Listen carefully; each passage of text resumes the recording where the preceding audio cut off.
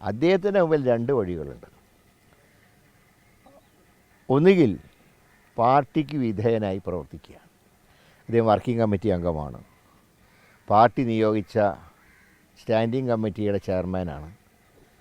ആ നിലയ്ക്ക് പാർലമെൻ്ററി പ്രവർത്തനത്തിലും പാർട്ടി പ്രവർത്തനത്തിലും ശ്രദ്ധ കേന്ദ്രീകരിച്ചുകൊണ്ട് മുന്നോട്ട് നീങ്ങുക.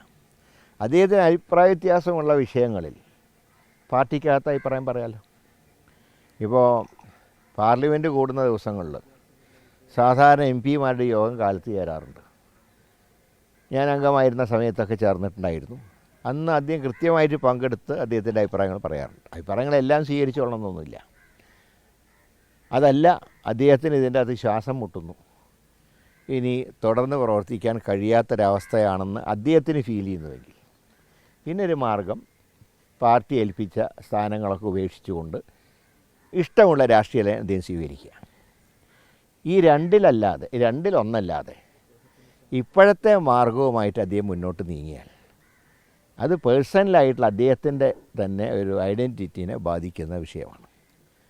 അത് പാർട്ടിക്കും ബുദ്ധിമുട്ടാണ്, അദ്ദേഹത്തിനും ബുദ്ധിമുട്ടാണ്. അതുകൊണ്ട് ഈ രണ്ടിലൊരു മാർഗം സ്വീകരിക്കാൻ അദ്ദേഹം തയ്യാറാവണമെന്നാണ് ഒരു സഹപ്രവർത്തകൻ എന്നുള്ള നിലയിൽ എനിക്ക് അദ്ദേഹത്തിനോട് അഭ്യർത്ഥിക്കാനുള്ളത്.